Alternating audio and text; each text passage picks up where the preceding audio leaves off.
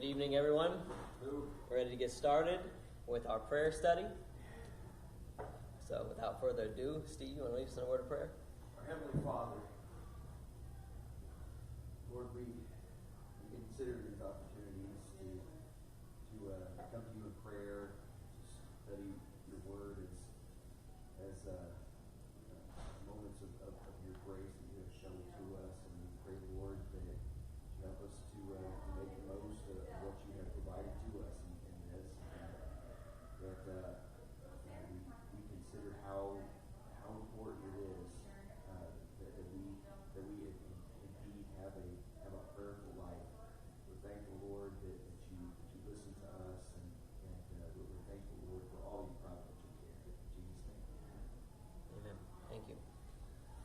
All right. So we are in Hezekiah tonight, and so that is in not the book of Hezekiah. There's no book of Hezekiah, so if you're looking, you would have been looking for a while. For 2 Kings 19 and 20. 2 Kings 19 and 20. So there's two prayers there that we're going to be covering. Before we get to those, though, let's do a brief recap of what we did last week. Who were we talking about last week? Nehemiah, right? Nehemiah. And what did Nehemiah pray for?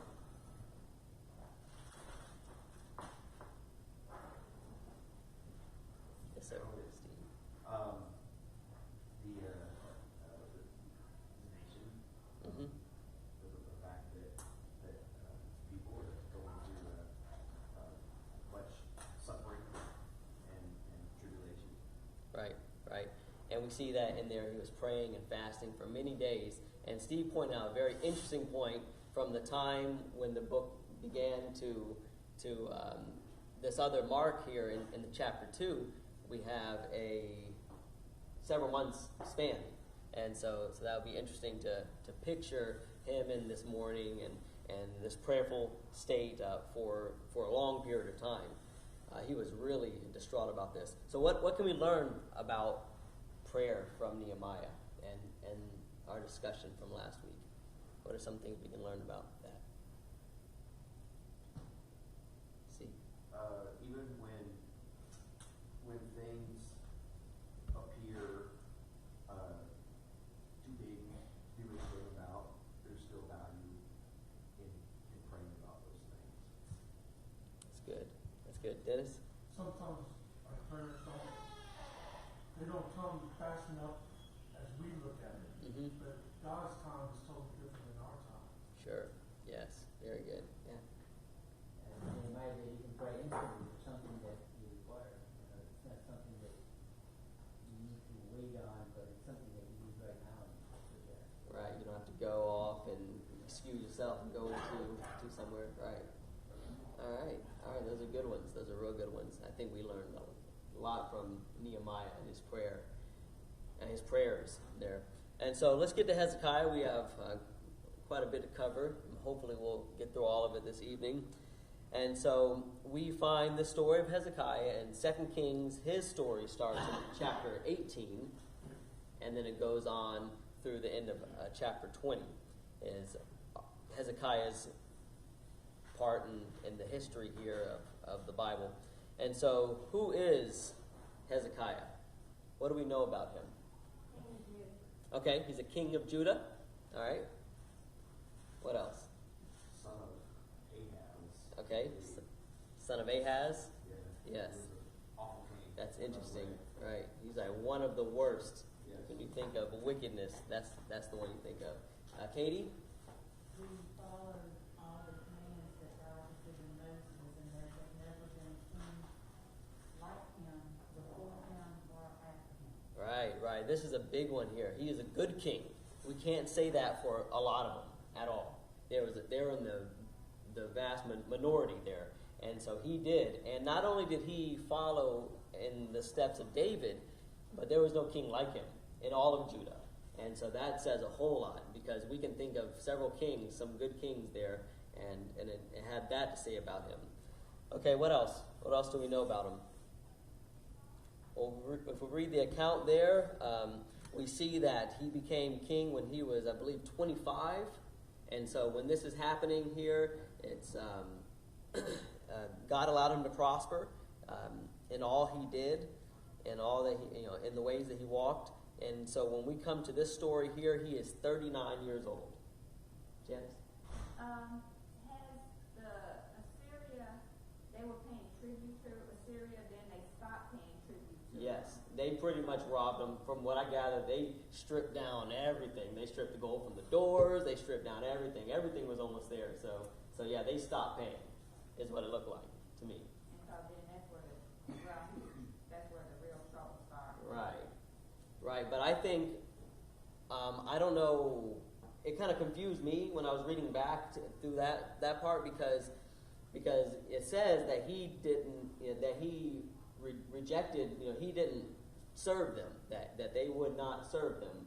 So I guess there was a line drawn that they were asking them. He asked them for 300 talents of gold, and so they pretty much stripped everything and gave it to them, hoping that would deliver them. But that was, I guess, where they drew the line.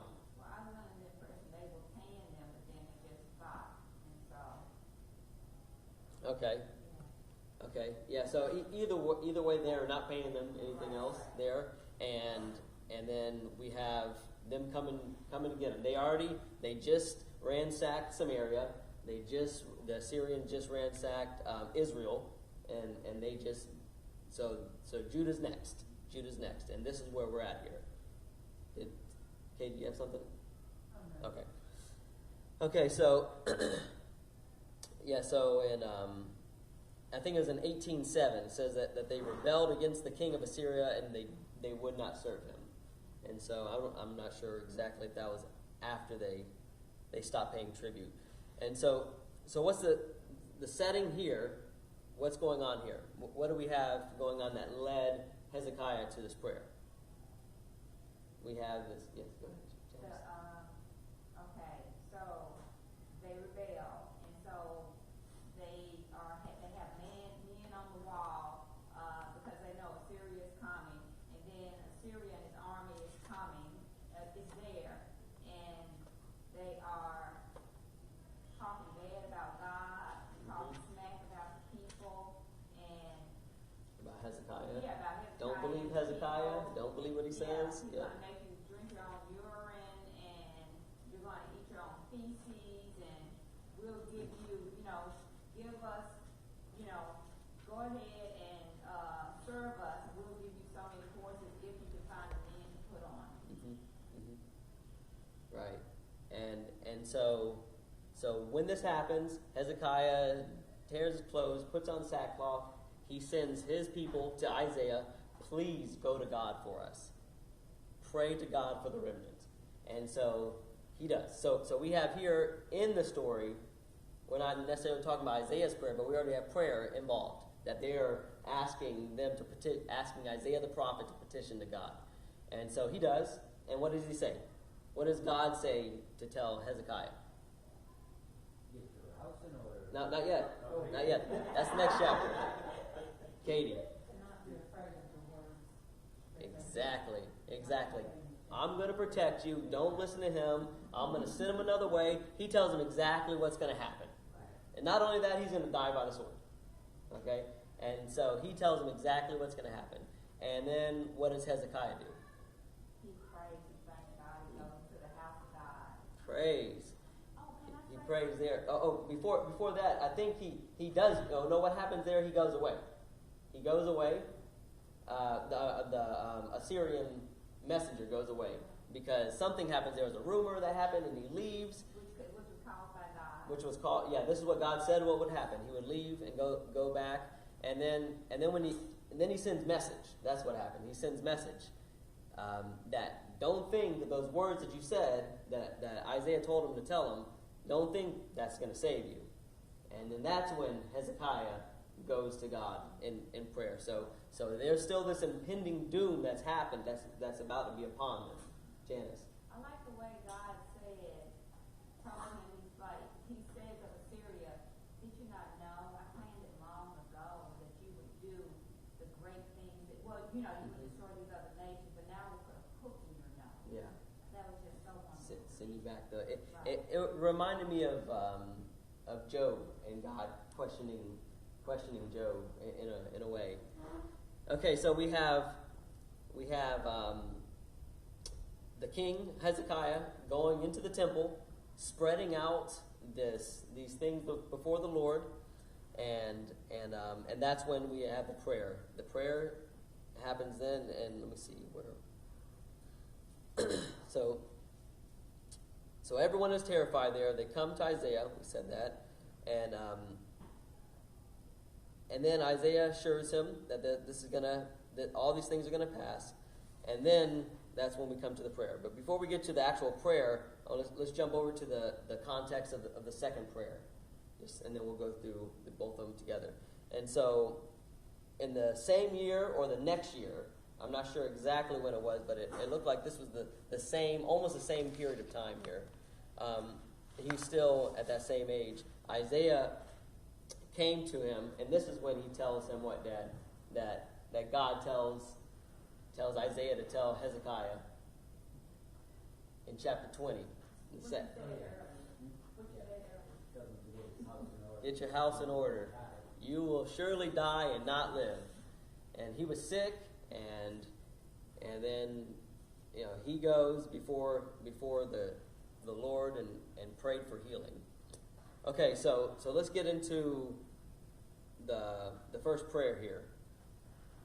So Hezekiah literally brings his problem to God, right? He has this letter that he gets, and he spreads it before God.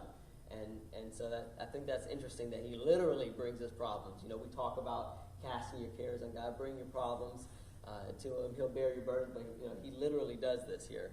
And then he acknowledges that God was the one who dwells between the cherubim, and that he was the God of all the kingdoms of the earth, that he made the heavens and the earth, and then he asks him to listen to his pleading, to listen to the blasphemy of the Assyrians, of these wicked people, and those gods who they destroyed were not really gods, and he asks him to save them from this army, from the Assyrians.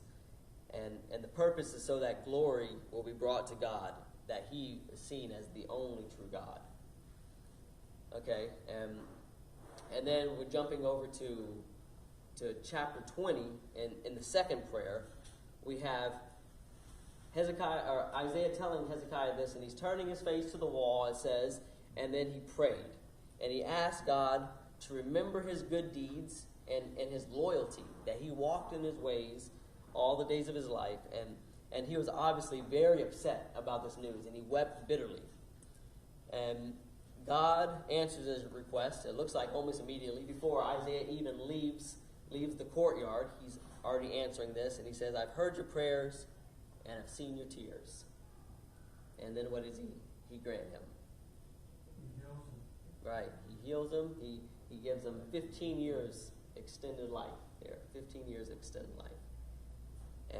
And then if you want to continue to read that, it's a really amazing account where there's some miraculous things happening. Not only that he heals them, he changes the casting of the shadows. So I don't know if that means he physically turned the earth, turned the sun, did something miraculous there. Very interesting account.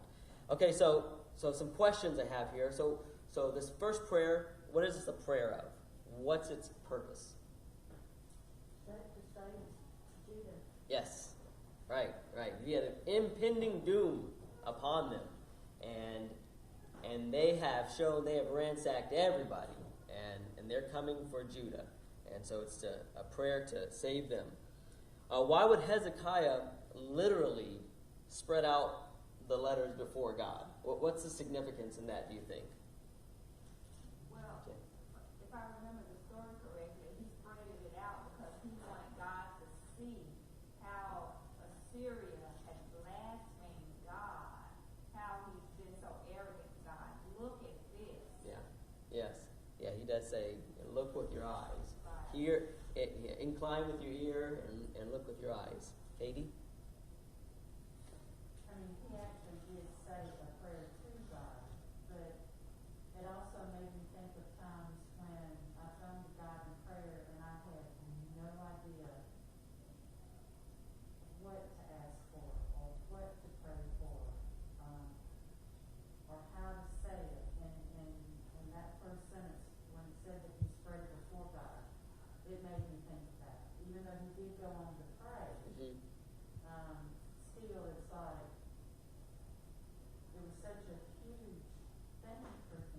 Right. Yes. I mean, Janice said, like, what it reads in there, and that he wanted God to see it, but it was such magnitude. Sure. Sure. All right. Yeah. He was pretty bold to do that, and he was very serious. He showed a lot of respect for God. And I noticed both his prayers were rather short. Mm-hmm. He got right to the point, but in the first prayer, of course, he gave God credit for his sovereignty and for the creation of all things. And it was sort of show these people who you are, that you're the one and only one. Mm-hmm. That was the That's right. I Yeah. think. So he wasn't flippant with his prayer. He wasn't being smart, He was being respectful. Okay. All right. I guess, as an example, we should always go to God boldly. Okay. Yeah. Like Nehemiah, he did it immediately. After he got the news, he turned to the wall and prayed, right? Mm-hmm.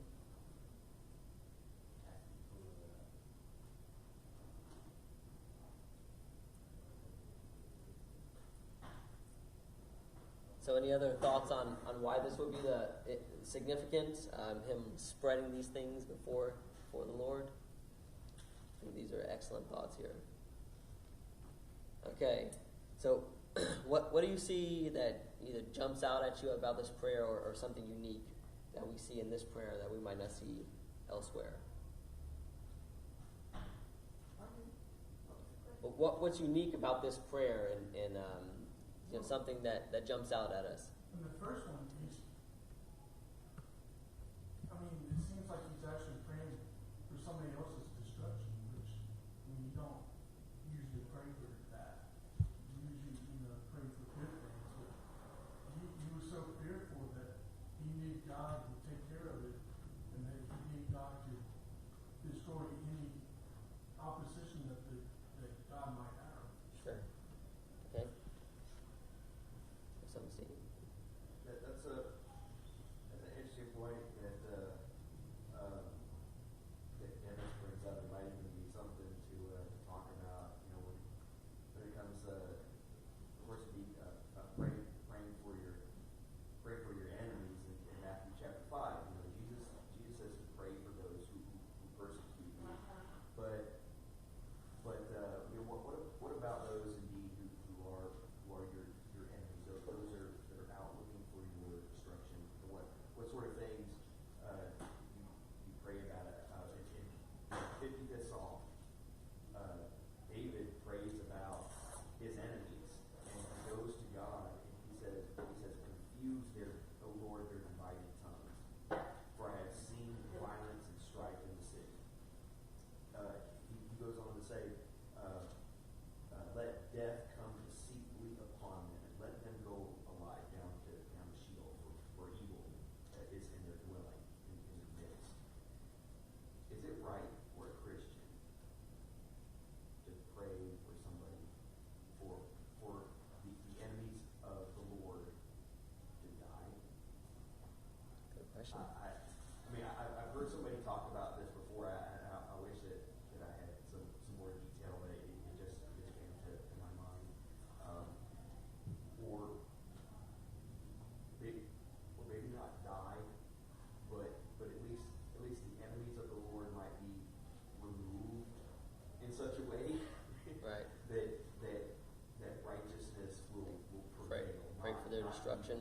However it is that the Lord deems is the most proper and appropriate way, that the enemies of the Lord will not stand.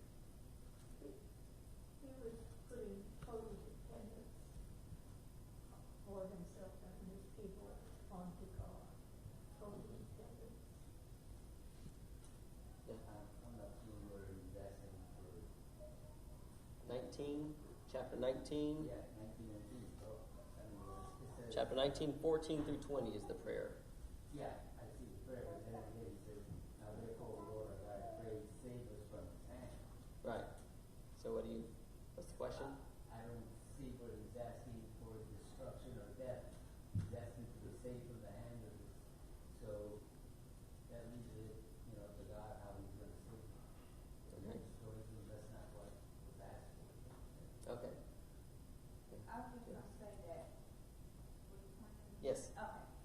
just want to say that when he was saying the prayer, you said something that jumps out at you. Mm-hmm. In Isaiah 20, Isaiah the son of Amos sent to Isaiah saying, "Thus says the Lord, the God of Israel, your prayer to me about Sennacherib, king of Israel, I have heard." So he was praying this prayer, and the prophet said, Isaiah the prophet sent and told him, "The Lord has heard you." Mm-hmm.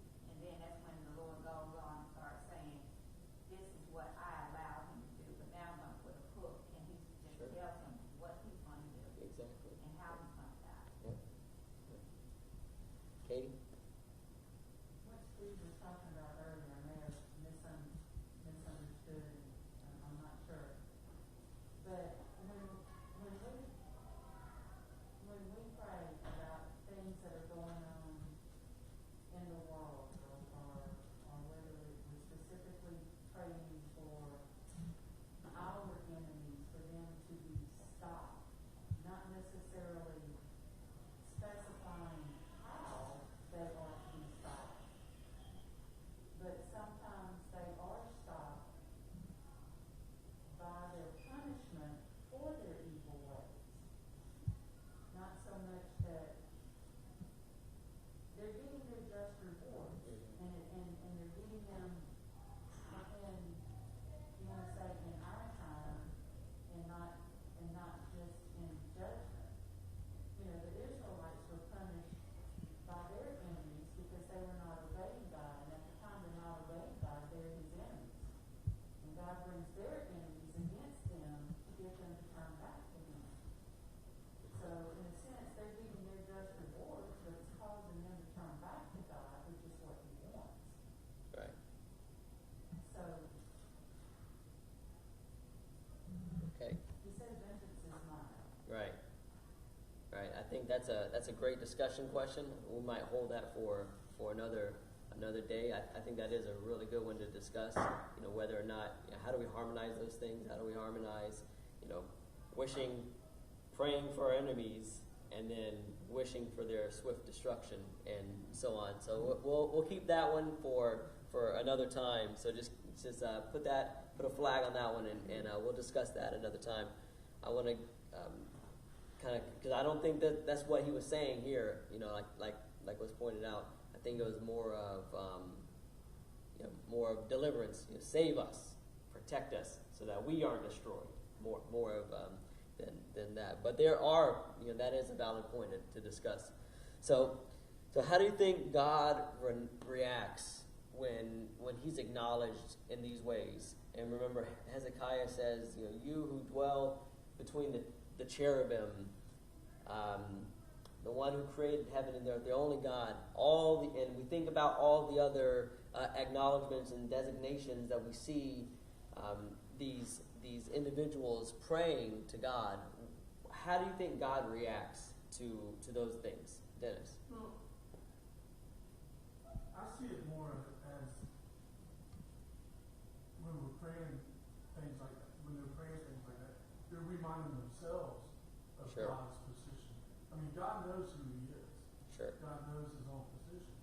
But it's us submitting that we know so we can be closer to him. Okay. In those two prayers, it looks like God acted favorably to the one offering the prayer. Sure. You know, I think when we see, you know, this is a common thread we see out throughout all of these, and then another common thread we see is that as pointed out, God is acting very favorably on these people, but I don't think it's because, you know, we're calling him sir and we're being respectable, but it's more of that is showing the type of individuals that they are. It is showing that these individuals are extremely humble, and they know their position in the universe, and they know who's in charge, and they know that all these things about God, it is exactly like what Dennis said. It's for the people to be reassured about it, but it's in their character. When you understand God and his characteristics, you approach him differently. Then it's just like when you understand, stealing Steve's raccoon story. The kid, the child is gonna not understand the ways, so he's gonna approach him differently than when you understand. Hey, that's a wild animal, and he will bite you. But Hezekiah mentions the false gods that were destroyed because they were obviously false. They were fake. What sort of false gods are constructed today that people worship?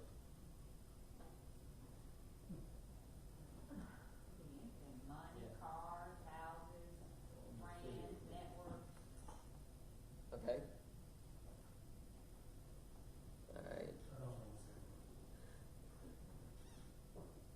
Okay.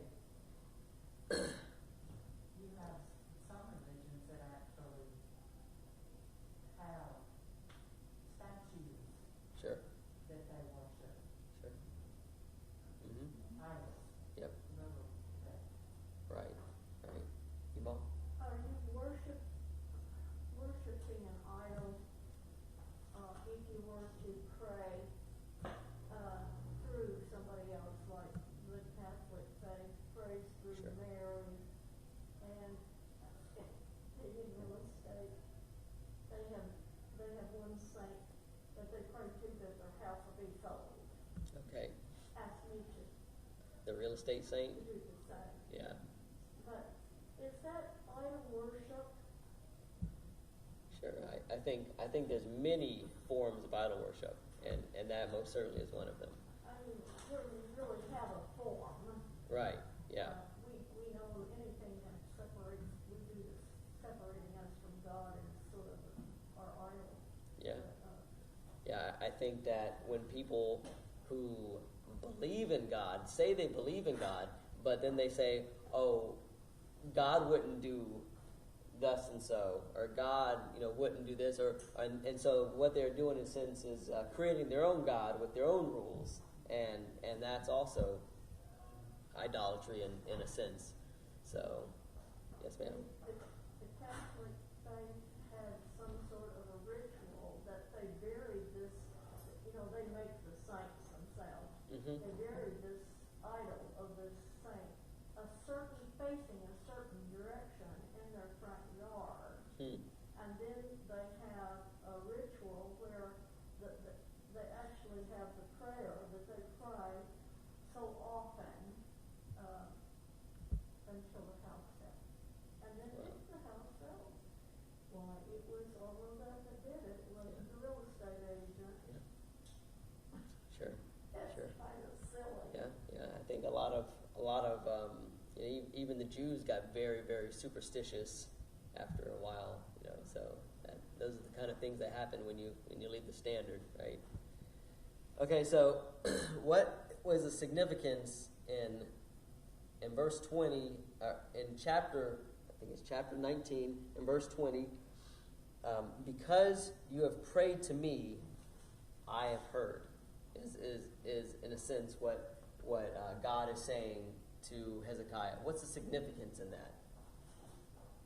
That he would send Isaiah to tell him, because you prayed to me, I've heard. I would think the significance would be he's going to act, and he's not going to be long with this. He's going, and for Isaiah the prophet to come and tell him directly, it just shows the decisiveness that this is what he's going to do. And he wanted Isaiah to tell him the Assyrian history and what he's going to do to him. Okay. Anything else? That wants to be noticed, that wants to be heard, be acknowledged, and in a way you see it in children a lot. Look at me, look what I can do, but I think it's something in us that assures us, that calms us, that there's someone that values what we're doing and values us, and I think maybe, I don't know exactly why, but maybe that is one of the things that is being taught here, that God is showing him that I see you, and you've been heard, and he's telling him that. And back then It was a lot more direct interaction with God, and all of these things is for our learning. We serve the same God. Even though he may not act in our lives in the same way with prophets and speaking directly to these people and these sort of things, he still is the same God.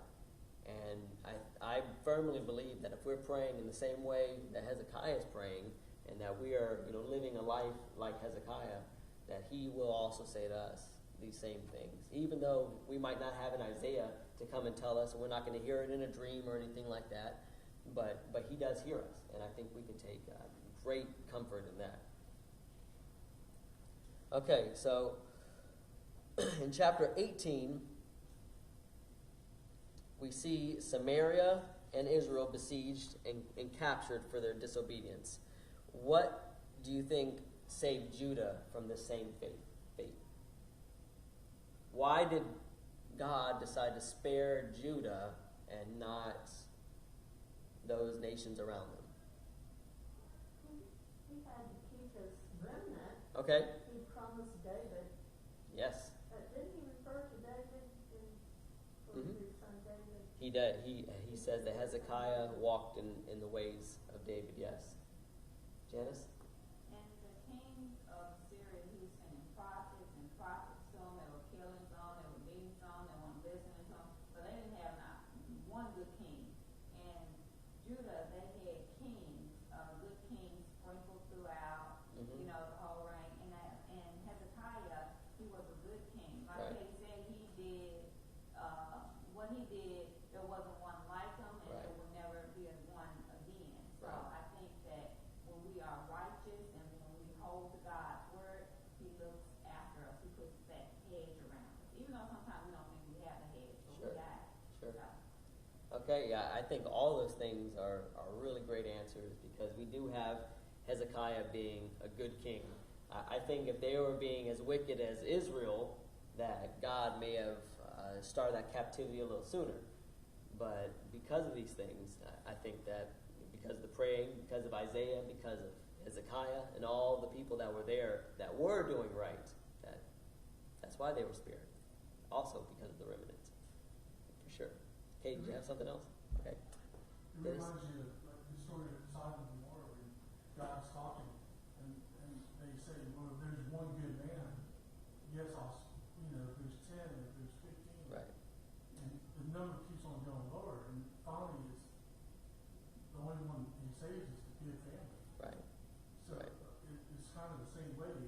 If there's good people living the proper way, that's why he saved the one over the others. Okay.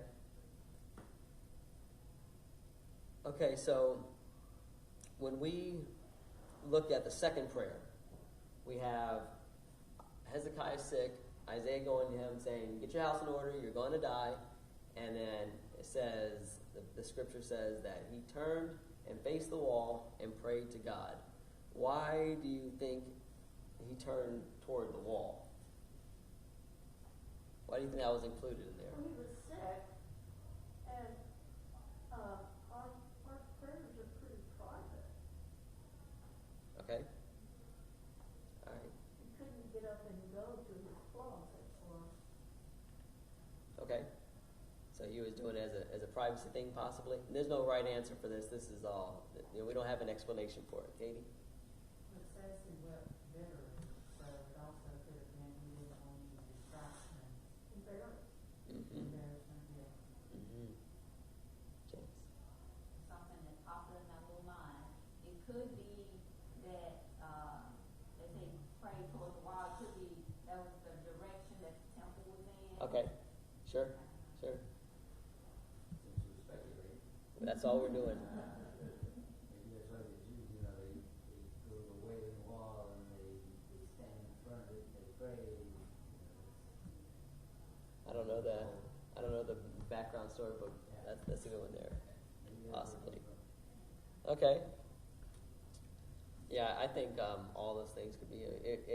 What I was thinking was along the lines of what Katie was saying, that he was so upset about that. If you get some bad news, you kind of just turn around. But I could also see that maybe this was something he did from his youth, that's where he turned and that's where he prayed, like Janice was saying. Maybe that was the direction of the temple or whatever. So, but just some things to think about. But what do you think Hezekiah actually, or what did Hezekiah actually pray for in this prayer? He asked God to remember how righteous he had been all his life, and he really didn't. We're really not told any further than that, are we? No. Yeah, I mean, he could. No. He could have been praying just for seeing that. Okay, I'm dying. Please, Lord, remember that I've been walking the right way. So, I mean, he's not even asking for his help there. He's just asking for God to remember that he has been walking. So he might have been praying his prayer of death to get to heaven. I mean, to say, God, bring me to heaven because I have been walking right. Okay, that's interesting. Janice? Well, God knows the intent of the heart. So Okay. if he turned and he was weeping bitterly, and God gave him some extra life, then God must have deduced that this man wants some extra life. So even though he didn't say it in his prayer, he was petitioning God. God, I've done A, B, C, D, E. Remember this. Now you're gonna. I think somewhere, I haven't read it in a while. I think somewhere he said that he was cut off, before his time, and so I think he was praying for some life, some extra life. Okay.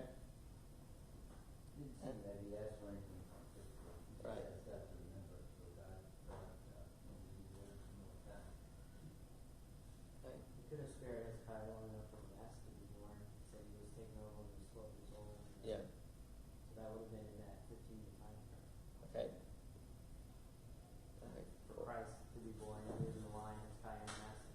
Yeah. Yeah. Steve?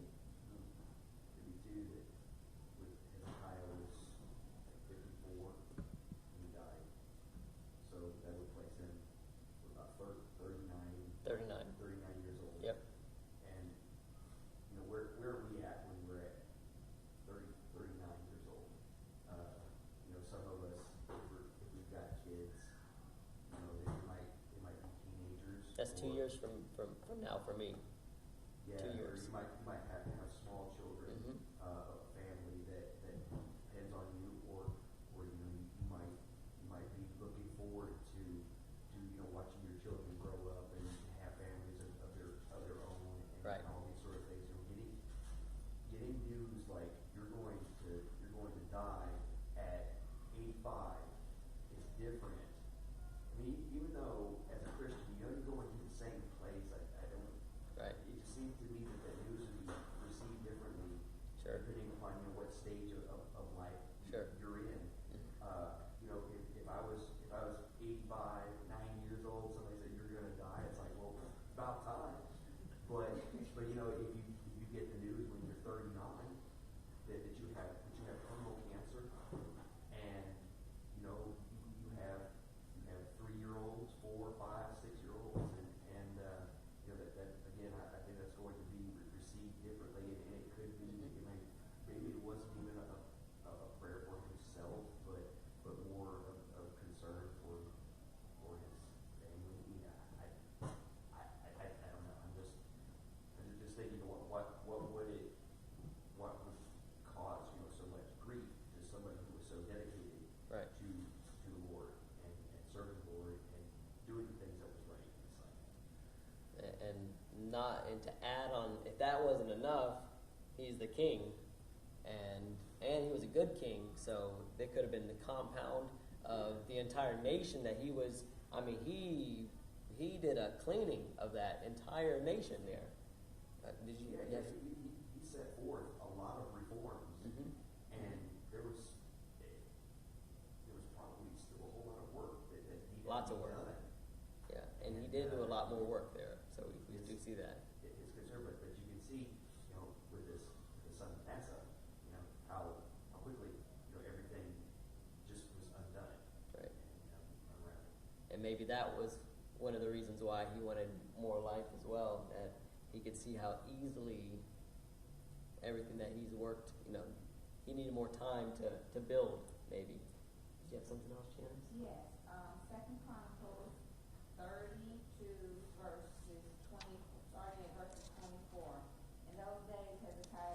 sick and was at the point of death, and he prayed to the Lord, and he answered him and gave him a sign. But Hezekiah did not make return according to the benefit done to him, for his heart was proud. Therefore wrath came upon him and Judah and Jerusalem. So God gave him, he prayed, God answered him, gave him life, but he didn't make good on the 15 years according to God that he gave him. All right. Good to know. Thank you for that. Okay, so God responds to Hezekiah by saying, I see you and I hear you and will answer you. How would our prayer life be different if we received responses like that? But we do. Maybe not verbally from God, but we do hear responses. Okay. Saying So if we had direct response like yes, 10-4 and so but if we did just like Hezekiah did. And so if we had a direct response like that, like he was praying and then Isaiah said, hey, God said he sees you and he hears you, and not only that, he gave him a lot more information on what was going on there. How would that affect our prayer life?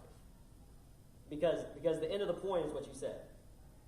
Because so everything that we say from this point would be, okay, well then that's what we should be doing. So I think you cut right through my question, right to the chase.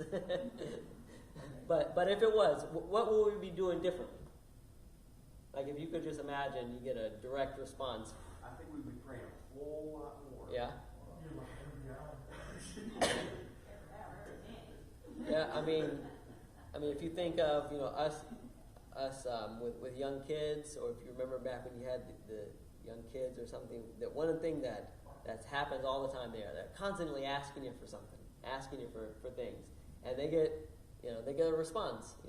They get the response, so they come back every time, and so I think Steve's exactly right. We'd be asking a whole lot more. But what else? Anything else? Yes. I don't know if it would change all that much. Okay. If we look back from the Old Testament, like children of Israel, they fell away seemed like every chapter or something else. And then in the New Testament, people just falling away. They see Jesus perform this miracle. He was there teaching them, and they still didn't follow. And the rich man and Lazarus, the same situation. Christ, God said, even if we sent Moses, brothers weren't going to listen. They had men to listen to, and they didn't. Right. And what So, if I really did. the responses wasn't what we wanted either? Yeah. Because a lot of times we pray for stuff that we shouldn't be praying for. And, God's will, he takes care of everything that we need. So what if the response was not the response we wanted? So maybe we would be more careful with what we're asking God for, if he's going to answer us directly right away. But look, it's just an exercise just to think about, because I think Eric's right. I think that if he was, human nature is human nature, and it looks like the people who are going to be doing right were going to be doing right whether God was physically active in their lives or not. It seems like a lot of times. But that being said, if you just thinking about it as an exercise, it's really good to think about what would we do if we were getting an answer physically from God right away, and if the answer is like Steve said, well, we pray more often. Well, what's stopping us? Because God is doing those things, right? God is answering us and hearing us and seeing us. Katie? Okay. That's what I was going to say. Okay. Yeah. So you stole my thunder, Katie. I'm sorry.